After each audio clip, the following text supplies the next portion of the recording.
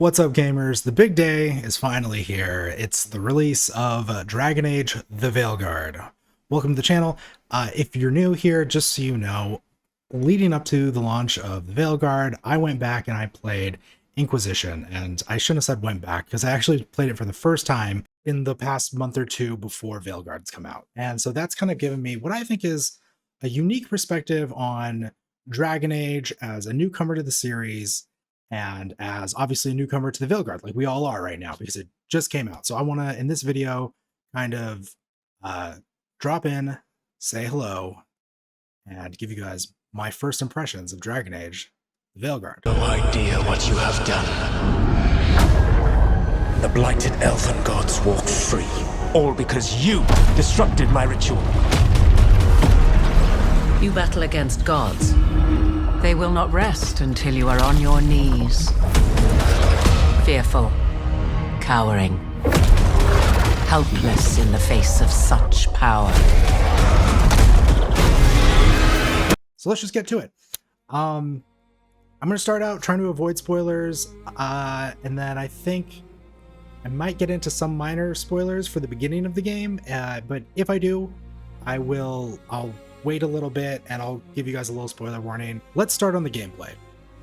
I think the gameplay and the art style are two big areas that are very, very noticeable, where there's been a lot of significant change between Veilguard and Inquisition, the last game from like 10 years ago, right? But we'll start on gameplay, okay, real quick. So I've heard a couple of people compare the gameplay to God of War. That's a franchise I haven't really played very much, but I would compare it a lot to Final Fantasy 16. The combat is very, very fluid, a lot more so than Inquisition was. In Inquisition, I don't think you had the ability to roll, or if you did, it was like a special ability that you had to learn as part of your class. In Veilguard, you just start out with the ability to roll, and you don't have to assign it to your hotbar. It is literally just a button fixed on your controller for you to use. It is such an incredible improvement to the combat, especially for melee classes. Now, I decided to play a rogue for my first character here, and oh my god, it feels so good. In Inquisition, the last game, I started out playing a rogue, but I had to stop because the combat just felt so weird. I remember running up to people in the tutorial intro part of that game and having my two little daggers, running up to like some demon or whatever, and just going da, da, da, da, da, da, da. And then instead of rolling away or dodging away or dashing away, my character would just kind of turn and go do, do, do, do, do, and kind of run away because I could see they were about to swing at me. And then when they were done with their swing, I would turn back around, do, do, do, do, do, and then da, da, da, da, da again. And it just created like a style of combat that was just really like rigid and felt really awkward and was just really, really bad. So bad, in fact, that I had to restart the game as a mage because I felt like the only way that I would be able to get through it in a way where the combat was like believable to me would be as if I stood in the back and just casted spells at the enemies. Maybe part of that is just because I've played a lot of like action combat games. I've played a lot of entries in like the Dark Souls series. Bloodborne is like obviously like way up there in terms of one of my favorite games of all time. Played, let's see, like the Spider-Man games on PlayStation recently. Final Fantasy 16, of course, I just compared it to. All of these games have combat that's a lot more in the vein of what Veilguard is aiming for. And I don't think that Veilguard tops those games in terms of like, oh, this combat's actually better than those. Definitely not, but I think they've improved the combat so much that I would say it is in the ballpark of games, kind of like not quite as good, but they've turned combat from chore into something that's actually enjoyable. Again, not the best I've ever experienced, definitely not, but it's so much more actually fun to just fight people, which is kind of what you want in a video game, I think. Obviously, it goes without saying, I'm still a very low level in the game, so you know, my final verdict on combat is still, you know, yet to be cemented, but as it's looking right now, I'm really enjoying it. But let's move on to the art style, right? Because that's another thing that a lot of people have been talking about. I think that's kind of like spurned on a lot of discourse within the community. A lot of people like taking screenshots of trailers and saying like, oh my god, look at how bad this is. Look at how terrible it is. Dragon Age is completely unrecognizable. And I want to say that I think there's a lot of people who are being very reactionary about the art style. And I don't really agree with them in just saying that it looks bad. But I will say it does look different. So different, in fact, that it might actually be a bad thing that it looks so different, if you know what I mean. And I think this is probably especially true if you're like a long-time fan of the series. You know, like I was just saying earlier, the only game I've played so far is Inquisition. I enjoyed it a lot, and there were a few characters I really bonded with. Varric being one of them. I absolutely love that boy. And in this game, he looks significantly different. Lace Harding too. She looks pretty different, but I think they've kind of like upped her quality of her model and how she looks. But Varric looks different in a way that I think I would personally, I don't hate it, but it's a little weird to me, and I can definitely understand why some people might not like it. Having said all that, I'm left in kind of a weird place where, on one hand, I do think that the art style is, I think it's pretty fine. I think it's actually pretty good. If this were not a Dragon Age game, I would say this game looks pretty good, and I think the art style like really complements like the new fluidity of the combat. And I mean, the world looks beautiful, like the environments are amazing. But again, on the other hand, because this franchise is kind of like so beloved by so many people, I do understand why some people would have an issue with the way that they've changed some designs a little bit here and there. And that's not even to mention the Qunari, who are kind of infamous for their foreheads. I have not met one of them yet in game, but I've gone through the character creator and looked through some of the options. It seems as though they've tried to make them like a little bit less smooth. Like if you zoom in on them, you can kind of see like some wrinkles in the skin, and some of them, the horns, the stuff kind of comes in a little bit so that it's not completely like this weird, smooth, flat forehead looking thing.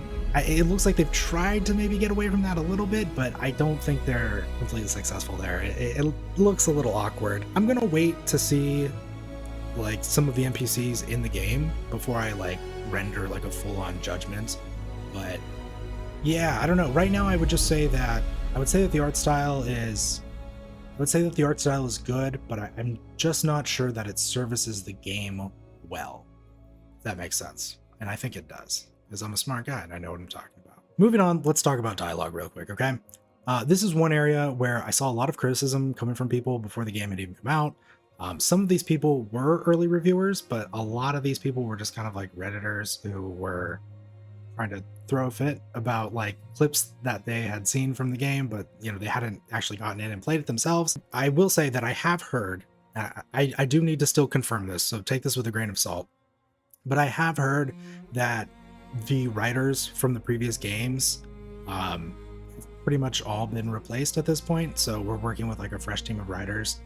And I will say, whether or not that is true, and again, I don't know that for a fact, double check for me, but it definitely does feel like that. There are quite a few pieces of dialogue, especially around like the intro, and kind of especially around like Varric and Harding, where they'll have like these quips that they say, and you know, in the middle of like a really serious situation, they'll just kind of like drop these one-liners, and it's so quiet.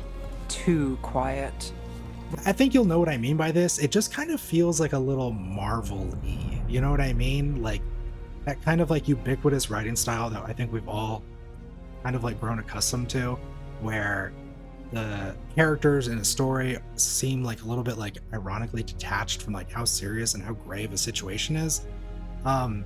That's not the case all the time. It's just, I feel like there are some moments where, I don't know if it's like the game director or who was designing this, but it feels like there are some moments where the devs were trying to make something like really cinematic and cool, and to kind of like up how cool it was, they were like, yeah, let's have the characters say something like witty and quippy to like show that like they don't really care, you know? And it's a little bit annoying.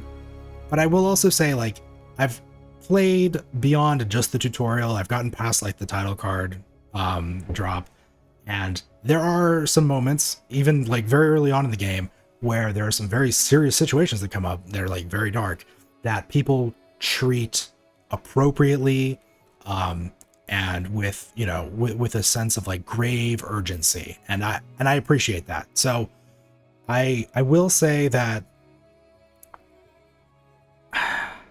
I do feel like there is maybe a little bit of a drop in quality from where the writing was with like games like Inquisition, but I don't think it's like trash. I don't think it's awful. I would say like it's really funny actually, because I've noticed that this week, after the embargo lifted for reviews to start coming out, I noticed a lot of people giving the game a lot of really high praise, or they were just absolutely trashing it. And I remember I was talking to my friend Jen about this, who helps me edit these videos, and I was telling her, how funny would it be if I actually play the game and I found it to be like just kind of mid. And I think that's kind of where I'm at right now. Like right now, this game feels like a solid like B experience. There are some things that I don't love. There are some things that I like, but I don't love them. There are some things that I'm not a huge fan of, but I don't hate them. I just honestly, I feel like this game is like, it's just fine. And frankly, I'm only like a couple hours in. So, you know, there's plenty of time for the game to either, you know, completely wow me or completely disappoint me. But yeah, where I'm feeling right now with just how the game plays and just kind of like the general feel of it, I do enjoy that like they got rid of the open world in this game from Inquisition. That I was not a huge fan of, and I feel like the whole game feels like a much more streamlined experience. And you know, as someone who's really here just to kind of like enjoy a good story and maybe like play some cool combat, I don't want to sit down for like a 2,000-hour RPG experience. You know, if you want to try to give me like 100-hour RPG experience, fine, cool, that sounds lovely. And if this game manages to do that, then that'll be awesome. But when I was getting into Inquisition, it felt like there was just so much space on the maps to open up. There were so many systems, whether it be like gathering, crafting, expanding things like at your headquarters, right? Like adding like cosmetic new things, unlocking mounts and stuff like that. There was just a lot in that game. And part of me not appreciating that is because I really just wanted to get the game done before Veilguard came out. But I think another part of me not appreciating that is that we are in a post Skyrim, post Breath of the Wild, post Elden Ring era. We've had so many of these like open world, vast, sprawling RPGs that I'm just not really looking for that experience anymore. And I have a feeling that other people are going to agree with me on that. And I think that removing the open world is probably a good move for this game to do. But I mean, of course, if you disagree, let me know. I'm really curious to see what you guys think about that. But before I wrap up, I do want to talk about like a few kind of like spoilery things. So spoiler alert, Jen, put up something here on screen. Let the people know. 3, 2, 1, spoilers. Let's go. All right. So right away, the game takes place 8 years after the end of Inquisition, right? And there's a weird little montage thing in the beginning that sort of like explains what happened in Inquisition, which I guess is nice to catch people up. However, once you get into the character creator, once you finish creating your character, the game will prompt you to create an Inquisitor, who was the protagonist of the last game. And it's at this point that I realized, oh, they're not going to import any save data from the previous game, which I think is a real shame. And I know it's a tough task. Like, it's probably like a really tall ask, you know, to tell them like, hey, you need to figure out how to import save data from a game that came out 10 years ago. You need to make the solution viable, not just on PC, where we can maybe like link to the Dragon Keep website, but you need to be able to do it on Xbox. You need to be able to do it on PlayStation. And these are all, by the way, consoles that have entered like a new generation at this point. So it's a really tall ask.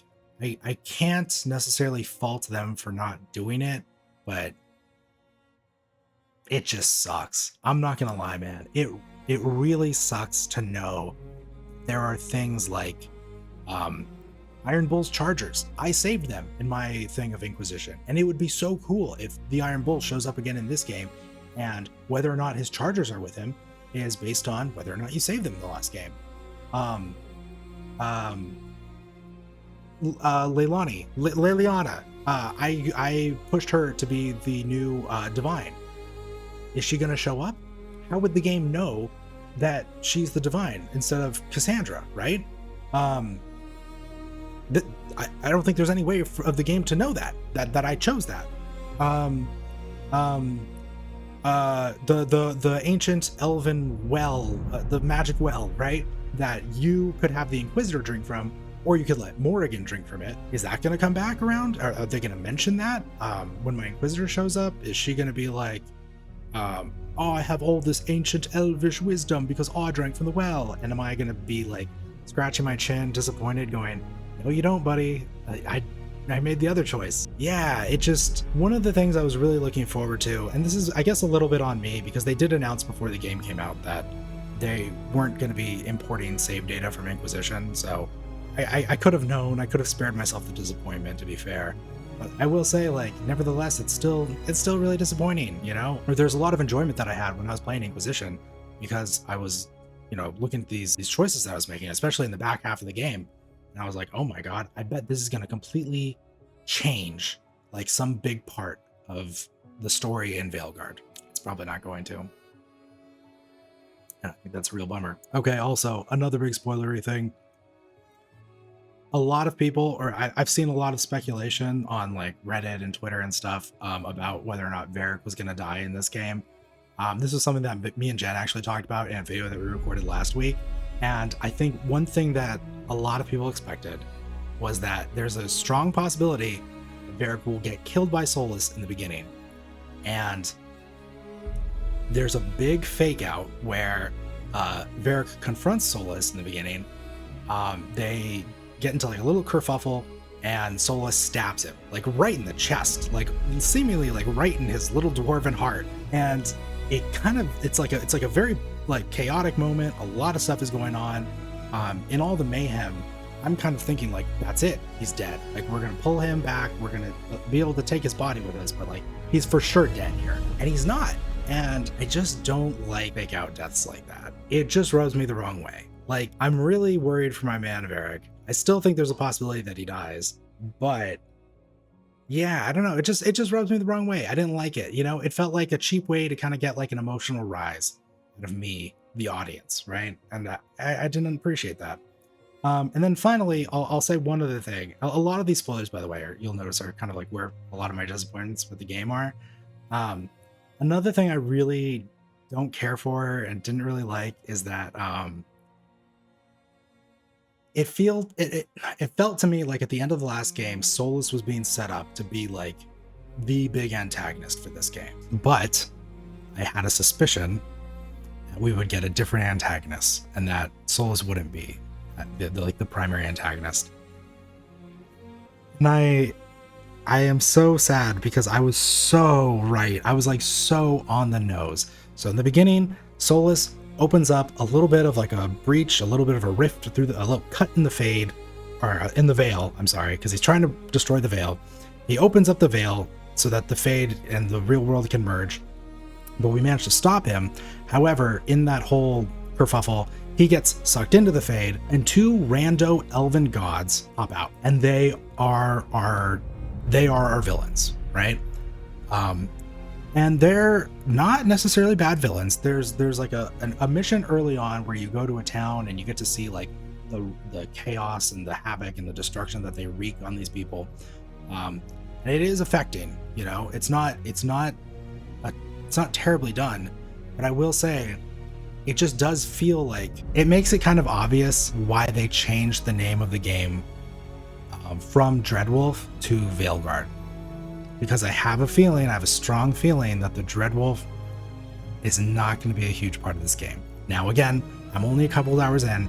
I don't know this for sure, but that's just kind of the feeling that I get based off of the fact that like these new villains are being set up. And I gotta say, I don't love that. I would have liked, I think, to have had Solus be our main villain, because it gives us so much of an emotional connection to him right off the get-go. The whole game can just be about, you know, depending on like what path you want to go, it can be you pursuing like this like real, like deeply held sense of like vengeance towards him, where you're just like, I trusted you because I fought alongside you in the last game, and I'm so mad at you now. And so to have him be the main villain would have been so cool. Likewise, if you wanted to save him from himself at the end of the last game, I think that would be really cool too. Like as you kind of like, as you go along in the game, as you do each level, as you like, you know, kind of like chase after him throughout the game and see the kind of like bad things that he gets up to, you can kind of like at each encounter, you know, try to reach out to him and try to say, Solus, you know, come back to me, my baby. And I think that would have been fun for people who want to do that. But it seems like instead of getting to do anything like that, we have to instead fight these two rando villains. And it's like, I don't have any attachment to these guys. I don't care about them.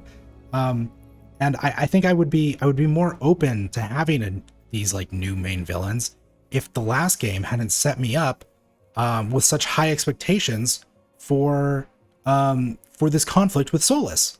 So yeah,